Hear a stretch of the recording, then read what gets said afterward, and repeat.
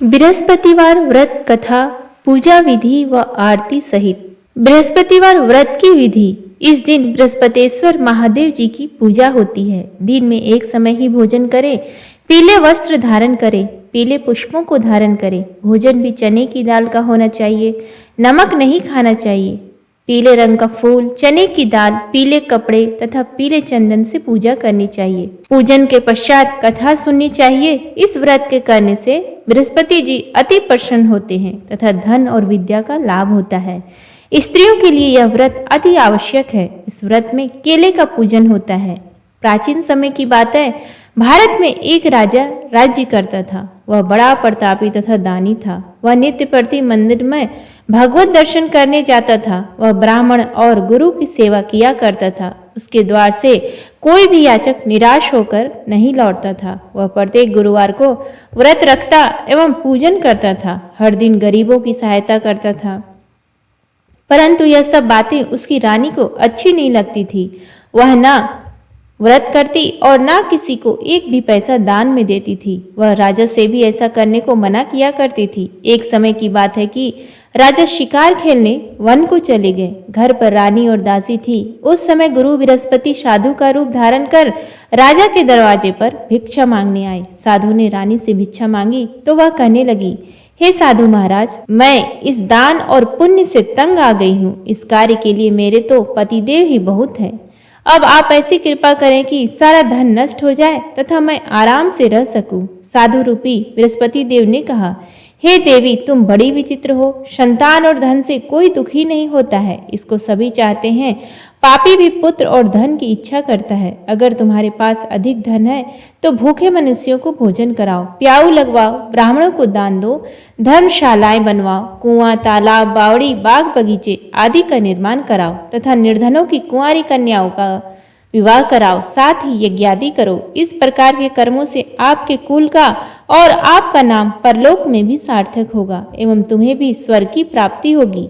परंतु रानी साधु की इन बातों से खुश नहीं हुई। उसने कहा, हे साधु महाराज, मुझे ऐसे धन की आवश्यकता नहीं जिसको मैं अन्य लोगों को दान देती फिरूं तथा जिसको रखने और संभालने में ही मेरा सारा समय नष्ट हो जाए। साधु ने कहा, हे देवी, यदि तुम्हारी ऐसी ही इच्छा है तो जैसा मैं तुम्हें बताता हूँ तुम वैसा ही करना। बृहस्पतिवार के दिन घर आंगन को गोबर से लिपना, अपने केसों को पीली मिट्टी से धोना, केसों को धोते समय स्नान करना, राजा से कहना वह हजामत करवाए, भोजन में मांस मदिरा खाना, कपड़े धोबी के यहाँ धुलने देना। इस प्रकार 7 बृहस्पतिवार करने से तुम्हारा सारा धन नष्ट हो जाएगा। यह कहकर साधु महाराज रूपी बृहस्पति देव अंतर ध्यान हो गए। रानी ने साधु के कहे अनुसार 7 बृहस्पतिवार तक वैसा ही करने का विचार किया। साधु के बताए अनुसार कार्य करते हुए केवल 3 बृहस्पतिवार ही बीते थे कि उसकी समस्त धन संपत्ति नष्ट हो गई। भोजन के लिए दोनों समय परिवार तरसने लगा तथा सांसारिक भोगों से दुखी रहने लगा। तब राजा रानी से कहने लगा कि हे रानी, तुम यहाँ पर रहो, मैं दूसरे देश को जाता हूँ, क्योंकि यहाँ पर मुझे सभी मनुष्य जानते हैं, इसलिए मैं यहाँ पर कोई काम नहीं कर सकता। मैं अब परदेश जा रहा हूँ, वहाँ कोई काम धंधा करूँगा, शायद हमारे भाग्य बदल जाए। ऐसा कहकर राजा परदेश चला गया। वह वहाँ जंगल से लकड़ी काट कर लाता और शहर में बेचता। इस तरह जीवन व्यतीत करने लगा। इधर राजा के बिना रानी और दासियां दुखी रहने लगी। किसी दिन भोजन मिलता और किसी दिन जल पीकर ही रह जाती। एक समय रानी और दासियों को 7 दिन बिना भोजन के व्यतीत करने पड़े। तो रानी ने अपनी दासी से कहा, हे दासी, यहाँ पास के ही नगर में मेरी बहन रहती है। वह बड़ी धनवान है। तू उसके पास जा और वहां से 5 सेर बेजर मांग कर ले आ, जिससे कुछ समय के लिए गुजारा हो जाएगा। दासी रानी की बहन के पास गई। रानी की बहन उस समय पूजा कर रही थी। बृहस्पतिवार का दिन था। दासी ने रानी की बहन से कहा, हे रानी, मुझे आपकी बहन ने भेजा है, मुझे 5 सेर बेजर दे दो।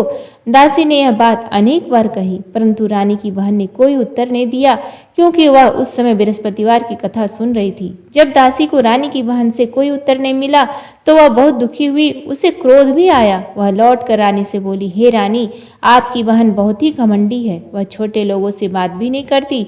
मैंने उससे कहा तो उसने कोई उत्तर नहीं दिया। मैं वापस चली आई। रानी बोली, हे दासी, इसमें उसका कोई दोष नहीं है। जब बुरे दिन आते हैं तब कोई सहारा नहीं देता। अच्छे बुरे का पता विपत्ति में ही लगता है। जो ईश्वर की इच्छा होगी वही होगा। यह सब हमारे भाग्य का दोष है। उधर रानी की बहन ने सोचा कि मेरी बहन की दासी आई थी, परंतु मैं उसे कुछ बोल नहीं सकी। इससे वह बहुत दुखी हुई होगी। अतः कथा सुन और विष्णु भगवान का पूजन समाप्त कर वह अपनी बहन के घर गई और कहने लगी, हे बहन, मैं बृहस्पतिवार का व्रत कर रही थी। तुम्हारी दासी हमारे घर गई थी, परंतु जब तक कथा होती है तब तक हम लोग ना उठते हैं और ना बोलते हैं, इसलिए मैं नहीं बोली। कहो दासी, क्यों गई थी? रानी बोली, बहन, हमारे घर अनाज नहीं था। वैसे तुमसे कोई बात छुपी नहीं है, इस कारण मैंने दासी को तुम्हारे पास 5 सेर बेझर लेने के लिए भेजा था। रानी की बहन बोली, बहन देखो, बृहस्पति भगवान सबकी मनोकामना पूर्ण करते हैं। देखो, शायद तुम्हारे घर में ही अनाज रखा हो। यह सुनकर दासी घर के अंदर गई तो वहां उसे एक बड़ा बेझर का भरा मिला। उसे बड़ी हैरानी हुई, क्योंकि उसने एक एक बर्तन देख लिया था। उसने बाहर आकर रानी को बताया। दासी अपनी रानी से कहने लगी, हे रानी, देखो, वैसे हमको जब अन्न नहीं मिलता तो हम रोज ही व्रत करते हैं। अगर इनसे इस व्रत की विधि और कथा पूछ ली जाए तो उसे हम भी कर लिया करेंगे। दासी के कहने पर रानी ने अपनी बहन से बृहस्पतिवार व्रत के बारे में पूछा। उसकी बहन ने बताया, हे रानी बहन, बृहस्पतिवार को सूर्योदय से पूर्व उठकर स्नान करके बृहस्पतिवार का व्रत करना चाहिए, लेकिन उस दिन सिर नहीं धोना चाहिए। बृहस्पतिवार के व्रत में चने की दाल और मुनक्कों से विष्णु भगवान का केले के वृक्ष की जड़ से पूजन करें तथा दीपक जलाएं। उस दिन एक ही समय भोजन करें। भोजन पीले खाद्य पदार्थ का करें तथा कथा सुने। इस प्रकार करने से गुरु भगवान प्रसन्न होते हैं, अन्न पुत्र धन देते हैं। इस तरह व्रत और पूजन की विधि बताकर रानी की बहन अपने घर लौट आई। रानी और दासी दोनों ने निश्चय किया कि वे बृहस्पति देव भगवान का पूजन जरूर करेंगी। 7 दिन बाद जब बृहस्पतिवार आया तो उन्होंने व्रत रखा। घुड़साल में जाकर चना और गुड़ बीन लाई तथा उसकी दाल से केले की जड़ में विष्णु भगवान का पूजन किया। अब भोजन कहाँ से आए? दोनों बड़ी दुखी हुई, परंतु उन्होंने व्रत किया था, इस कारण बृहस्पति देव भगवान प्रसन्न थे। वे एक साधारण व्यक्ति के रूप में 2 थालों में सुंदर पीला भोजन लेकर आए और दासी को देकर बोले, हे दासी, यह भोजन तुम्हारे और रानी के लिए है, तुम दोनों करना। दासी भोजन पाकर बड़ी प्रसन्न हुई और रानी से बोली, रानी जी, भोजन कर लो। रानी को भोजन आने के बारे में कुछ पता नहीं था, इसलिए वह दासी से बोली, जा तू ही भोजन कर, क्योंकि तू हमारी व्यर्थ में हंसी उड़ाती है। दासी बोली, एक व्यक्ति अभी भोजन दे गया है। रानी कहने लगी, वह भोजन तेरे लिए ही दे गया है, तू ही भोजन कर। दासी ने कहा, वह व्यक्ति हम दोनों के लिए 2 थालों में भोजन दे गया है, इसलिए मैं और आप दोनों ही साथ साथ भोजन करेंगे। फिर दोनों ने गुरु भगवान को नमस्कार कर भोजन प्रारंभ किया।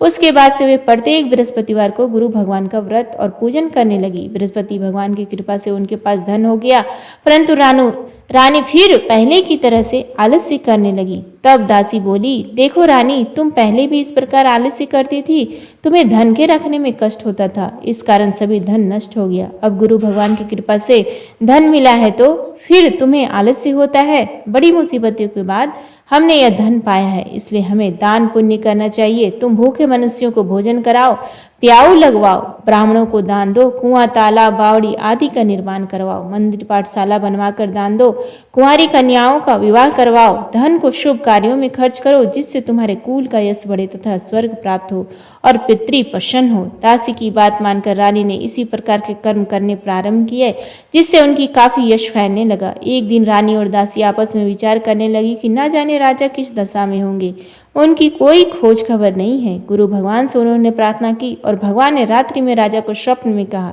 हे राजा, उठ, तेरी रानी तुझको याद करती है, अब अपने देश को लौट जा। राजा प्रातःकाल उठकर जंगल से लकड़ियां काट कर लाने के लिए जंगल की ओर चल पड़ा। जंगल से गुजरते हुए सोचने लगा, रानी की गलती से कितने दुख भोगने पड़े, राजपाट छोड़कर उसे जंगल में आकर रहना पड़ा।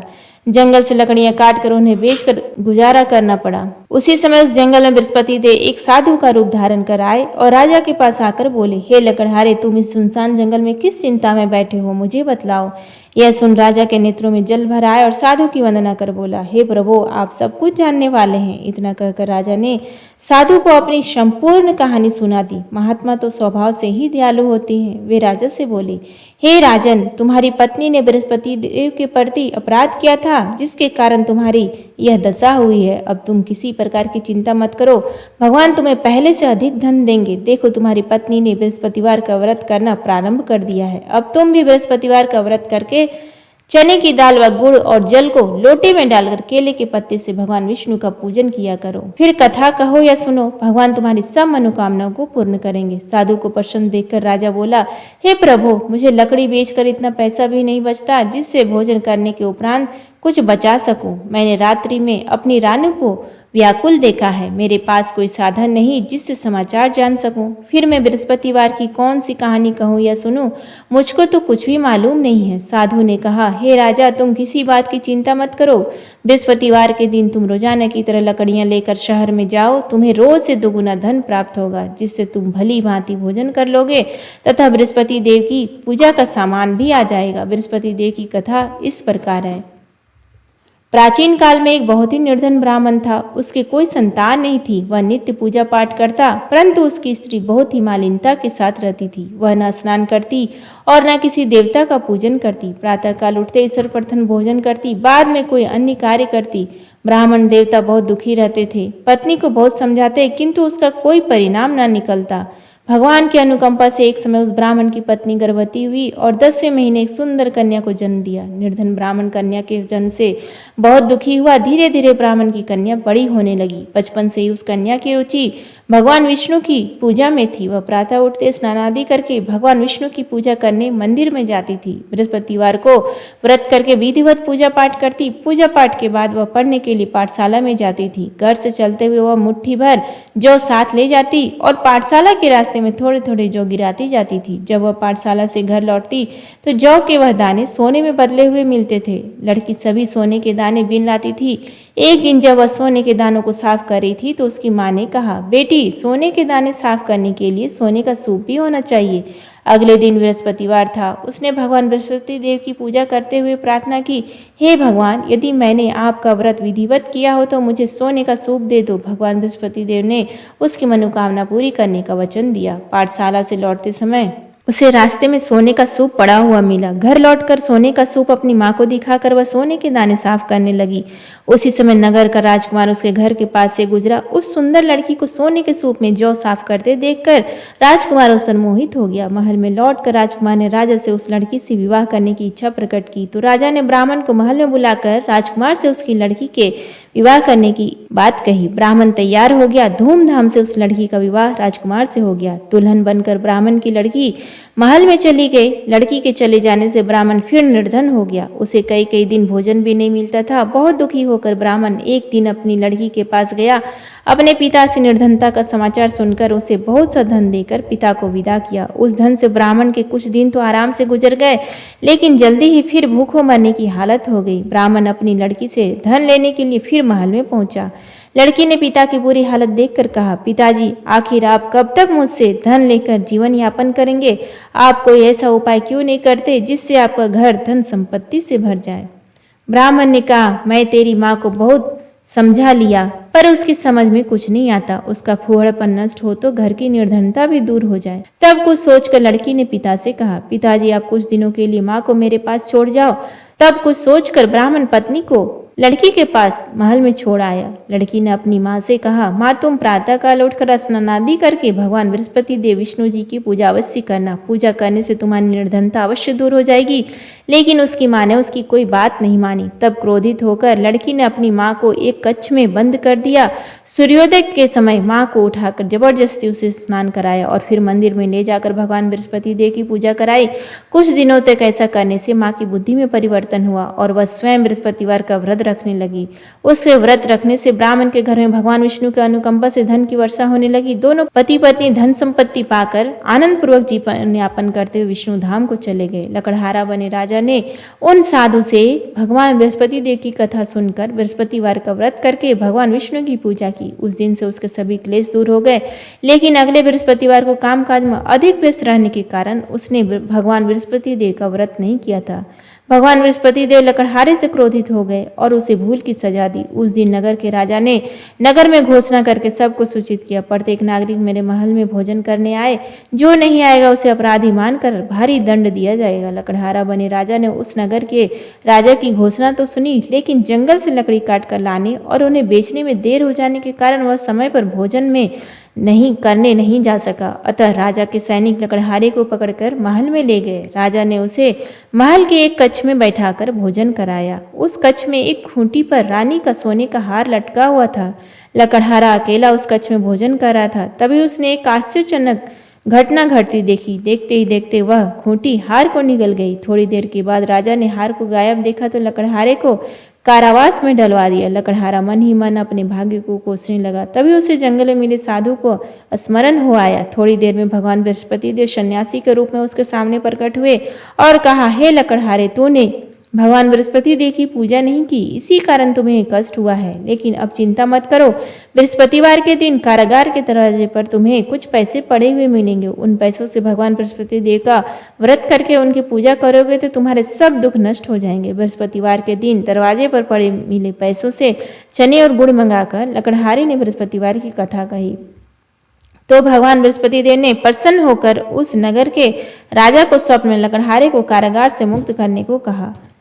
सुबह राजा ने अपने कक्ष में आकर देखा तो खूंटी पर रानी का हार टंगा हुआ था। राजा ने लकड़हारे को मुक्त कर दिया और उसे धन और आभूषण देकर विदा कर दिया। लकड़हारा बना राजा उस नगर के से चलकर अपने नगर में पहुंचा तो उस नगर में कुएं, धर्मशाला, बाग बगीचे देखकर बहुत प्रसन्न हुआ। राजा ने किसी से पूछा, ये कुएं, धर्मशालाएं किसने बनवाई? सबने उसे बताया कि ये सब रानी और उसकी दासी ने बनवाए हैं। राजा ने महल में पहुंचा तो रानी ने उसका भव्य स्वागत किया। तब राजा ने निश्चय किया कि सप्ताह में एक बार तो सभी बृहस्पति देव का व्रत तथा पूजन करते हैं, परंतु मैं प्रतिदिन व्रत किया करूंगा तथा दिन में 3 बार कथा कहा करूंगा। अब राजा हर समय दुशाले में चने की दाल बांधे रहता था तथा दिन में 3 बार बृहस्पति देव की कथा कहता। कुछ दिनों के बाद राजा को अपनी बहन की याद आई। एक दिन घोड़े पर सवार होकर राजा अपनी बहन से मिलने चल दिया। अभी राजा नगर के बाहर पहुंचा ही था कि उसने कुछ लोगों को एक शव को ले जाते हुए देखा। राजा को स्मरण हो आया कि आज उसने किसी को बृहस्पति देव की व्रत की कथा नहीं सुनाई है। राजा ने उन लोगों को रोककर कहा, भाइयों, आप शव को ले जाने से पहले मुझसे बृहस्पति देव की कथा सुन ले। लोगों ने राजा पर क्रोधित होते हुए कहा, तुम पागल तो नहीं हो? लेकिन कुछ बड़े बूढ़े लोगों ने कहा, अच्छा भाई, साथ में चलते चलते तुम अपनी कथा भी सुना लो। राजा ने चलते हुए आधी कथा ही सुनाई थी कि शव हिलने लगा। राजा की पूरी कथा सुनाते ही शव उठकर बैठ गया। लोगों ने हैरानी से दांतों तले उंगली दबाई और अगले बृहस्पतिवार से भगवान बृहस्पति देव का व्रत करने व कथा सुनने का निश्चय कर लिया। अब घोड़े पर सवार राजा चलते हुए एक किसान के पास पहुंचा। किसान अपने खेत में हल चला रहा था। राजा ने कहा, अरे भाई, मुझसे बृहस्पतिवार की कथा सुन लो। किसान झुंझलाकर बोला, अरे भाई, देख नहीं रहे, जितनी देर तक तुम्हारी कथा सुनूंगा उतनी देर में तो पूरे खेत में हल चला लूंगा। राजा निराश होकर चलने लगा। तभी किसान के बैल लड़खड़ाकर जमीन पर जा गिरे। किसान के पेट में भी जोरों का दर्द होने लगा। उस किसान की पत्नी जब खाना लेकर आई तो उसने किसान से इस बारे में पूछा। किसान ने घुड़सवार की पूरी कहानी सुनाई। किसान की पत्नी दौड़ती हुई राजा के पास पहुंचकर हाथ जोड़कर बोली, भैया, मैं तुम्हारी कथा सुनने को तैयार हूँ। राजा ने उसके साथ खेत पर पहुंचकर बृहस्पतिवार की कथा सुनाई। तभी बैल उठकर खड़े हो गए। किसान के पेट का दर्द भी तुरंत ठीक हो गया। राजा अपनी बहन के घर पहुंचा तो उसकी बड़ी आवभगत हुई। अगले दिन सुबह उठकर राजा ने देखा घर के सभी लोग भोजन कर रहे हैं। किसी भूखे को बृहस्पतिवार की कथा सुनाए बिना राजा भोजन नहीं करता था। उसने बहन से कहा, बहन, क्या घर में कोई ऐसा व्यक्ति है जिसने अभी तक भोजन न किया हो? उसकी बहन बोली, भैया, हमारे घर में तो क्या, आपको पूरे नगर में कोई ऐसा व्यक्ति नहीं मिलेगा जिसने सुबह सुबह भोजन नहीं किया हो। तब राजा ने बहन के घर से निकलकर उस नगर में बिना भोजन किए व्यक्ति की तलाश की। एक गडरिये के घर में उसका बेटा बीमार होने के कारण भूखा रह गया था। राजा ने उसको जाकर बृहस्पतिवार की कथा सुनाई। कथा सुनते गडरिये का बीमार बेटा बिल्कुल ठीक हो गया। सबने राजा की बहुत प्रशंसा की। एक दिन राजा ने अपनी बहन से कहा, बहन, अब हम अपने घर जाना चाहते हैं, तुम भी हमारे साथ चलो, कुछ दिन वहां रहकर लौट आना। राजा की बहन ने अपनी सास से पूछा तो सास ने ताने देते हुए कहा, बहू, मायके जाना हो तो अकेली जाना, मेरे पोतों को नहीं ले जाना। तुम्हारे भाई की कोई संतान नहीं है, कहीं तुम्हारी भाभी मेरे पोतों पर कोई जादू टोना ना कर दे। दूसरे कक्ष में बहन की सास की बातें सुनकर राजा दुखी मन से अकेला ही अपने घर लौट गया। रानी ने राजा से कहा, आप तो अपनी बहन को साथ लाने की बात कहकर गए थे, फिर बहन को साथ क्यों नहीं लाए? तब राजा ने दुखी होते हुए कहा, रानी हम निसंतान है, इसलिए कोई हमारे घर आना पसंद नहीं करता। रानी ने राजा को समझाया, हे प्राणनाथ, हमें बृहस्पति देव ने सब कुछ दिया है, अब भगवान बृहस्पति देव हमें संतान भी अवश्य देंगे। बृहस्पतिवार को विधिवत व्रत करते हुए राजा रानी ने भगवान बृहस्पति देव से संतान के लिए प्रार्थना की। कुछ दिनों के बाद उन्होंने स्वप्न में दर्शन देते हुए कहा, हे राजन, तेरी मनोकामना अवश्य पूरी होगी। 1 सप्ताह बाद ही रानी गर्भवती हो गई। 10वें महीने रानी ने एक सुंदर पुत्र को जन्म दिया। राजा रानी जीवन पर्यंत बृहस्पतिवार का व्रत करते रहे। उनके घर में धन की वर्षा होती रही। इस तरह आनंद पूर्वक जीवन यापन करते हुए राजा रानी भगवान बृहस्पति देव की अनुकंपा से मोक्ष को प्राप्त करके सीधे वैकुंठ धाम पहुंच गए। बृहस्पतिवार को विधिवत व्रत करके जो स्त्री पुरुष भगवान विष्णु की पूजा करते हैं, भगवान उनकी सभी मनोकामनाएं पूरी करते हैं। इति श्री बृहस्पतिवार व्रत कथा संपन्न। आरती बृहस्पति देव की। ओम जय बृहस्पति देवा, स्वामी जय बृहस्पति देवा। छिन छिन भोग लगाऊं, छिन छिन भोग लगाऊं, कदली फल मेवा। ओम जय बृहस्पति देवा, तुम पूर्ण परमात्मा, तुम अंतर्यामी। जगत पिता जगदीश्वर, तुम सबके स्वामी। ओम जय बृहस्पति देवा, चरणामृत निज निर्मल, सब पातक हरता। सकल मनोरथ दायक, कृपा करो भरता। ओम जय बृहस्पति देवा, तन मन धन अर्पण कर, जो जन शरण परे। प्रभु प्रकट तब हो कर, आकर द्वार खड़े। ओम जय बृहस्पति देवा, दीन दयाल दयानिधि, भक्तन हितकारी। पाप दोष सब हरता, भव बंधन हारी। ओम जय बृहस्पति देवा, सकल मनोरथ दायक, सब संशय हारी।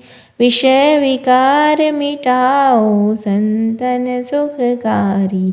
ओम जय बृहस्पति देवा, जो कोई आरती तेरी प्रेम सहित गावे। ज्येष्ठानंदानंदन सो निश्चय पावे। ओम जय बृहस्पति देवा, स्वामी जय बृहस्पति देवा। प्रेम से बोलिए बृहस्पति देवता की जय। उम्मीद है आपको आज का ये वीडियो पसंद आया, तो प्लीज़ इस वीडियो को लाइक करें, शेयर करें और कमेंट बॉक्स में जय श्री हरि विष्णु, जय बृहस्पति देवा लिखना ना भूलें। धन्यवाद।